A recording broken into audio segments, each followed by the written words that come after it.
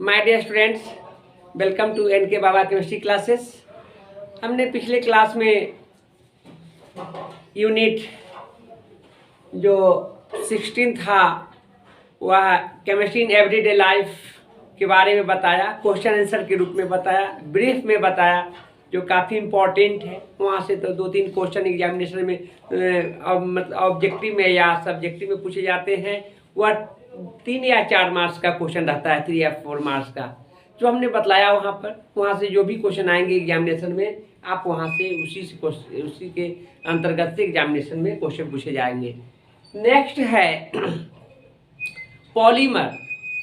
Polymer बहुत ही important chapter है, यहाँ से भी क्वेश्चन आता है।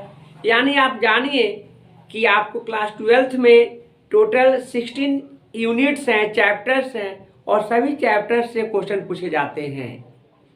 तो यहाँ पर जो यूनिट 15 है पॉलीमर्स, उसके बारे में बतलाने जा रहे हैं। जो एग्जामिनेशन से रिलेटेड टर्म को बतलाएंगे, जो इम्पोर्टेंट बातें हैं उसको बतलाएंगे, और यहाँ से आप लोगों को जो क्वेश्चन भी पूछे जाएंगे एग्जामिनेशन में, आप लिख सकते हैं। थोड़ा सा उसको मेहनत करने की ज़रूरत है। तो पहला हमने रखा है पॉलीमर। पॉलीमर के बारे में जानिए कि है क्या, what do you mean by polymers. Polymers 2 Greek words poly and mers से लिया गया है, जिसका मीनिंग होते हैं मल्टी, और मर्स का मतलब यूनिट होता है। यानी आप जानेंगे कि repetition of monomers, polymerisation of repetition of more than 2 monomers are called polymers. यानी आप जानेंगे कि पॉलीमर में छोटे छोटे जो यूनिट होते हैं उसका पॉलीमराइजेशन होता है, और अब पॉलीमराइजेशन जो होता है आप जानेंगे कि यूनिट जो होंगे वह यूनिट आपको 10 to the power 3 to 10 to the power 7 unit होते हैं। यू से यूनिट होंगे, है ना, इतना ऑर्डर में। यानी हाई मॉलिक्यूलर मास होगा उसका, तो उसका जो रिपीटेशन करता है उसी को क्या कहते हैं, पॉलीमर्स कहते हैं। देखिए, polymers are higher molecular mass substances consisting of a very large number of simple repeating structural unit called monomers। आप जानेंगे एग्जाम्पल के रूप में पॉलीथीन, नायलॉन 66, बेकेलाइट, रबर। यानी मोनोमर के जो रिपीट होता है और उससे जो हायर मॉलिक्यूलर मास प्राप्त होता है उसी को क्या कहते हैं, पॉलीमर्स कहते हैं। आप जानेंगे एग्जाम्पल में हमने बताया है पॉलीथीन, इथीन C2H4 होता है, उसके पॉलीमराइजेशन करते हैं, वह जो है लार्ज हायर मॉलिक्यूलर मास का होता है, उसी को हम पॉलीथीन। इथीन में बहुत सारे, उसका unit 10 to the power 3 to 10 to the power 7 unit को एडजस्ट किया जाता है, तो वह पॉलीथीन हो जाता है। तब यानी आप जानेंगे कि यहाँ पॉलीमराइजेशन होता है, और वह सिंपल जो होते हैं स्मॉल मॉलिक्यूलर मास से लार्ज मॉलिक्यूलर मास में कन्वर्ट किया जाता है, और तो उसी को हम क्या कहेंगे, पॉलीमर्स कहेंगे। पॉलीमर्स हमारे दैनिक जीवन से जुड़ा हुआ केमिस्ट्री है। हम लोग आम जीवन में देखते हैं, पॉलीथीन है, PVC पॉलीविनाइल क्लोराइड है, रबर है, नायलॉन 66 है, ब्यूना S है, ब्यूना N है, जैसा कि हम लोग डे टू डे यूज भी करते हैं। वो पॉलीथीन को देखिए, वो क्या है, एक प्रकार का पॉलीमर है। तो पॉलीमर से हम लोग कभी भी हमेशा यूज में रहा है, और उसको हमेशा हम लोग उसको जानते हैं। तो इस तरह से आपको यहाँ पर इस चैप्टर जो रखा गया है उसमें पॉलीमर में पाइप हो, है ना, PVC पॉलीविनाइल क्लोराइड जिसे पाइप कहते हैं, नायलॉन टायर वगैरह जो आते हैं, या प्लास्टिक का जो चेयर्स वगैरह सब आने लगा है, यानी फाइबर्स वगैरह है, यह सब के सब क्या है, पॉलीमर। चलिए अब हम लोग देखते हैं क्लासिफिकेशन ऑफ पॉलीमर्स। पॉलीमर्स का क्लासिफिकेशन 3-4 तरह से किया गया है। पहला है आपको sources. sources on the basis of sources polymer can be divided into 3 parts. वह है आपको natural source, natural polymer, semi synthetic polymer और सिंथेटिक पॉलीमर। तो नेचुरल पॉलीमर्स जो होते हैं वह होते हैं, सोर्स जो होंगे उसका प्लांट्स एंड एनिमल्स होगा, यानी प्लांट्स और एनिमल से का जो स्रोत होगा, सोर्सेस होगा, उसी को नेचुरल सोर्सेस कहते हैं।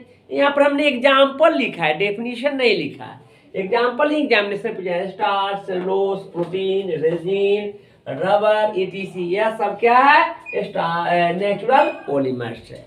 इसी प्रकार सेमी सिंथेटिक, सेमी का मतलब हाफ होता है और सिंथेटिक मतलब मैन मेड, जो आर्टिफिशियल, जो कुछ मैनमेड के द्वारा और कुछ नेचुरल सोर्सेस के द्वारा मिलाकर बनाया गया पॉलीमर को क्या कहते हैं? सेमी सिंथेटिक पॉलीमर कहते हैं। इसका एग्जाम्पल सेलुलोस एसीटेट, जिसे रेयान भी कहते हैं, और सेलुलोस नाइट्रेट होते हैं। यह 2 ही एग्जाम्पल इसका जो इम्पोर्टेंट, जो NCERT में इसका मेंशन किया है, जिसको हमने रखा है, और वही काफ़ी है आपको एग्जामिनेशन के लिए। नेक्स्ट है सिंथेटिक पॉलीमर्स और मैनमेड पॉलीमर्स। यानी सिंथेटिक पॉलीमर्स और मैनमेड पॉलीमर्स जो होते हैं, आप ये जानेंगे कि जो मानव के द्वारा बनाया गया पॉलीमर है उसे सिंथेटिक पॉलीमर के नाम से जानते हैं। और यह जो है आपको प्लास्टिक है, एग्जाम्पल देखेंगे, प्लास्टिक को पॉलीथीन कहते हैं। सिंथेटिक फाइबर पूछेगा, कुछ of the following synthetic fibre, इसमें सारे ऑप्शन रहेंगे, ध्यान रखें। सिंथेटिक फाइबर्स की बात होगा, नायलॉन 66 होगा। उसके बाद है सिंथेटिक रबर्स, इसमें ब्यूना एस आता है, Buena S is synthetic rubber. उसके बाद आप जानेंगे synthetic nylon 66 is synthetic fibre and polythene is plastic. यह सारी बातों को ध्यान रखें, जो ब्रैकेट में लिखा गया है वो भी बहुत इंपॉर्टेंट है, उसका ऑब्जेक्टिव में पूछे जाते हैं। इसके बाद है on the basis of structure, structure के आधार पर भी हम पॉलीमर्स को 3 पार्ट्स में डिवाइड करते हैं, किया गया है। वह है आपको लीनियर स्ट्रक्चर है, ब्रांच स्ट्रक्चर होंगे, और एक नेटवर्क से स्ट्रक्चर। तो इस तरह से 3 on the basis of structures polymer can be divided into, classified into 3 parts, जो हमने पहले यह बतला रहे हैं। लीनियर पॉलीमर, लीनियर पॉलीमर जो होते हैं उसका स्ट्रक्चर लीनियरली होगा, लीनियर स्ट्रक्चर में होगा, रेसे जैसा होगा, जिसका हमने यहाँ मेंशन नहीं किया है, केवल जानिए उसका एग्जाम्पल, वही एग्जामिनेशन के लिए ज़रूरी है। कम समय है, ज़्यादा रट करके नंबर नहीं आना, ये भी बेकार बात है। तो आपको हम हर वर्ड जितने भी सबको इंक्लूड करेंगे, लेकिन वहाँ से कहाँ क्वेश्चन आएगा उसी बात पर हम मेंशन करेंगे, ताकि आपको फायदा हो। कम मेहनत करके भी अधिक से अधिक अच्छा नंबर उठाइए, है ना। तो लीनियर में यह क्या, high density polythene, HDP, H से हाई, D से डेंसिटी, P से पॉलीथीन, यानी यह हाई डेंसिटी पॉलीथीन जो होंगे इसका एग्जाम्पल होगा। और एक है पॉलीविनाइल क्लोराइड, PVC आप जानते होंगे, जितने पाइप वगैरह है, अब बोरिंग वगैरह के लिए जो हम लोग यूज करते हैं, पानी का जो निकाला जाता है, उसको चापाकल वगैरह जो बनता है, उसमें जो पाइप जो लगता है वह हाई क्वालिटी का होता है, वह है क्या, पॉलीविनाइल क्लोराइड है, PVC। तो यह किसका, लीनियर पॉलीमर का एग्जाम्पल्स हैं। तो हमने सोर्स के आधार पर जो इसको मतलब स्ट्रक्चर के आधार पर पॉलीमर को जो क्लासिफाइड किए थे, उसका सेकंड है ब्रांच चेन पॉलीमर। इसमें एग्जाम्पल ही केवल जानिए आप, low density polymer, polythene, LDP होता है, इसको ध्यान रखना है। नेक्स्ट है नेटवर्क पॉलीमर। नेटवर्क पॉलीमर में होता क्या है कि बैकेलाइट इसका एग्जाम्पल होंगे और मेलामीन होगा, यह दोनों काफ़ी इम्पोर्टेंट है, और इसको एग्जाम्पल ही याद रखेंगे आप लोग। नेक्स्ट है classification based on polymerisation. On the basis of polymerisation polymers can be classified into 2 parts, addition polymers and condensation polymers। addition polymers में एक होते हैं कोपोलीमर्स, एक होते हैं होमोपोलीमर्स। तो आप ये जानेंगे कि एडिशन में जो होंगे वह अनसेचुरेटेड होंगे, डबल बॉन्ड्स और ट्रिपल बॉन्ड्स होंगे। उसका जो पॉलीमराइजेशन होंगे तो उसमें कुछ ऐड किया जाता है, ऐड होता है तो उसे एडिशन पॉलीमराइजेशन के नाम से जानते हैं। इसमें पॉलीथीन होंगे और टेफ्लॉन होगा, ब्यूना एस, ब्यूना एन, यह सब जो है एडिशन पॉलीमर्स का एग्जाम्पल है। तो आपको कुछ नहीं जानना है, आपको यह जानना है कि एडिशन पॉलीमर्स का एग्जाम्पल कौन है। यहाँ से कोई एग्जाम्पल ही पूछे जाते हैं, कोई डिटेल एग्जामिनेशन में बहुत कम पूछा है, लेकिन जो पूछेगा उसको हम लिखा देंगे, डिफरेंस लिखा देंगे, उसका प्रिपरेशन लिखाएंगे, पॉलीथीन कैसे बनता है, ये सब। यहाँ से मुख्य रूप से आपको पॉलीमर और मोनोमर पूछता है, लेकिन आप कोई चैप्टर है तो थोड़ा सा आपको नॉलेज रखने की ज़रूरत है ना। तो एग्जाम्पल्स वगैरह है उसको जानने की ज़रूरत है। तो एग्जाम्पल्स में एडिशन में पॉलीथीन याद रखेंगे, टेफ्लॉन है, ब्यूना एस है, ब्यूना एन है। हम ये सारे चीज़ को प्रिपरेशन बतलाएंगे नेक्स्ट टॉपिक्स में, उसका अलग अलग करके। अभी जो आपका सिलेबस में है, जो पढ़ना है उसको, क्लासिफिकेशन है उसको हम अभी बतला दे रहे हैं। इसके बाद है आपको कंडेंसेशन पॉलीमर्स। कंडेंसेशन पॉलीमर्स में आपको आते हैं नायलॉन 6, टेरिलीन, जिसे डैक्रोन कहते हैं, नायलॉन 6 होते हैं। आप जानेंगे इसको, हम सबको हम बतलाएंगे अलग करके कैसे बनते हैं, इसके मोनोमर क्या होगा, इसका यूज क्या है, और वह एग्जामिनेशन में आते हैं। तो इतना ही अभी इसमें जाने कि कंडेंसेशन पॉलीमर्स कौन है। Nylon 6, Terylene, Dacron. Nylon Terylene को ही डैक्रोन कहा जाता है, याद रखेंगे। ये कई एक बार पूछे हुए हैं कि व्हिच ऑफ द फॉलोइंग डैक्रोन।